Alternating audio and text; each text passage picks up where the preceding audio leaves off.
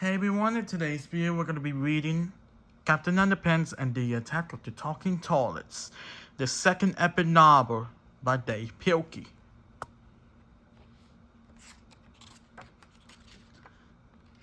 The second epic novel by Dave Pilkey, with the color by Jose Gillespie Bowden.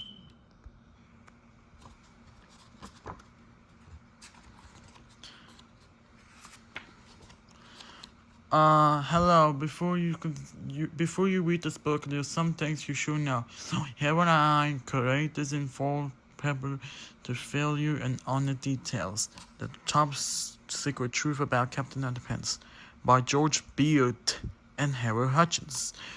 Who did it, everybody? Once upon a time, there were two cool kids named George and Harold. We're all cool, me too. They told it about hero named Captain Underpants. Tra-la-la. Everybody thought from comics they were funny. Ha ha ha ha. Except for the mean old principal, Mr. Crumb. Blah blah blah. One time, Mr. Crumb was being mean to George and Harold. Blah blah blah. Brought the greedy hypenic queen, the hypenic Mr. Crumb, they turned himself into Captain Underpants. They turned him into Captain Underpants. I'm sorry, but Mr. Crumb thought he was he really was Captain Underpants. He jumped out of the window, right crimes. Tra la la. George and Harold to stop him. They wanted to say the word first. They had to go back to school. George poured water on Captain Underpants' head. He turned back into Mr. Crumb, but something was wrong. Blah, blah, blah. Because now, some strange reasons, every time Mr. Crumb hears something snap their fingers, snap, he turned back into Captain Underpants. Tra-la-la. So remember, please, don't snap your fingers around Mr. Crumb. Please, please, please don't snap those fingers. This is service announcement for George and Harold, who's still dating everybody. The end. By Treehouse Comics Inc. Chapter 1. George and Harold.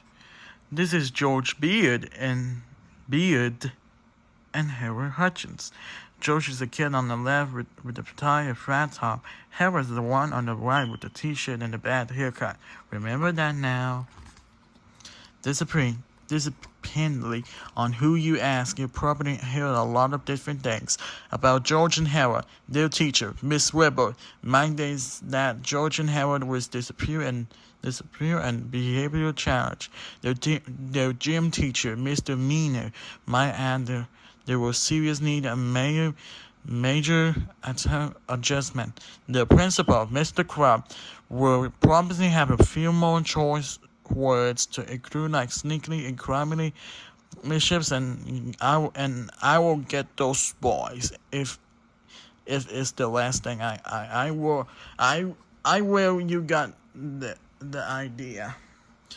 But if you ask their parents, they'll probably tell you that George and Harold were smart and sweet. They would be good-hearted, and if they was bit silly at times. I have to agree with their parents. But even so, they're serious them into a lot of trouble. Sometimes, in fact, it once got them into so much trouble, but actually almost destroyed the whole planet with Arm and Eve for Victoria's talking toilets. But before I can tell you that story, I have to tell you this story. Chapter 2. The Star. One fine morning at Jasmine's house elementary school, George and Harold has gotten out of the 4th grade, remained in gym class when they saw a big sign in the hallway. It was an announcement for the second Innocent Events Conference. George and Harold had found members of the last year's Events Conference, but this year conference was a bit different. The first prize winner got to be principal for the day. Wow, said George. Whoever to be principal gets to make up all the rules from the whole day. Everybody in school has to follow the rules. We have got to win the first prize this year. Exam hero, yeah. Just then, George and Harold's principal, Mr. Crump, shut up. Showed up. Sigh. Be shout. I'll bet you two are up no good. Not really, said George. We'll be just reading about this year contest. Yeah, said Harold. We're gonna be first prize in the contest. Hold on, guys. Just then, George and Harold principal, Mr. Crow, showed up. Showed up. Be shout. I bet you two are not up no good. Not really, said George. We just reading about this year's concert. Yeah, said Harold. We're gonna be the first prize in the concert and be principal for the day. Ha, laughed Mr. Crab. Do you realize and think I bet you two enter this year concert after the stone you put at last year's Invents Convents? George and Harold smiled at that. Back to the first Invents Convents. Chapter 3, the flashback. It was about 1 year early, and all the factors and students at Jersman's Elementary School has gathered in a gymnasium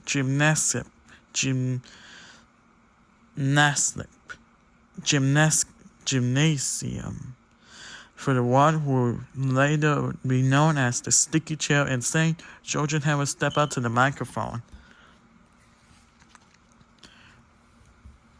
Ladies and gentlemen, said George, and Harold and I have something that great to keep you all glued to your seats. Yes, said Harold. We call it glue. Mr. Crump became very angry. You two didn't invent glue. He shouted. He stood up to take the microphone away from Harold, and his chair stood up with him. Everybody in the gymnasium laughed. The school secret, Miss Antelope, stood up to help remove Mr. Crump's chair for his pants. Her chair stood up with her too. Everybody in the gymnasium laughed and harder. The other teachers stood up, and you guess they were stuck in their class chairs as well. Everybody on says Howard laughed there. One kid stood up to go to the bathroom, and his chair came out with him. The audience stopped and laughed so hard they all quickly checked their chairs steadily, and the laughter stopped. Completely, everybody in the whole school was glued to their seats. You see, while it was true that George and Harold has not invented glue, they have invented the new kind of glue by simply mixing rubber with concentrated orange juice mix. They have a quick dying body, heat, and white glue. Glue they have, except for the screw, especially the screw that everybody see in the gymnasium sat there early that mornings. Everybody in the gymnasium grilled George and Harold was sitting with anger. I got a good idea, said George. What? Asked Harold. Run, cried Harold. George and Harold was grinding from ear to ear. Remember that sitting in chaos that followed and was hideous. Laughed Harold. Yeah, chuckled George. It will be hard to top this year. Well, you're gonna get a chance for this year, said Mr. Crump. He took out the magnifying glass and held up to the fine print on this sign. It's open and this for guys of George Beard and Harold Hutchins. You mean you can't answer the contest? Asked Harold. You're worse than that, Mr. Crump. The boys even enticed this year. Confess boarded you two in the study hall that whole day. Mr. Crabtree walked away, laughed Victoria Rats, said Hera. What are we going to do now? Said George. You know, the old saying, if you can join them, beat them. Alright, guys, we're done with this story.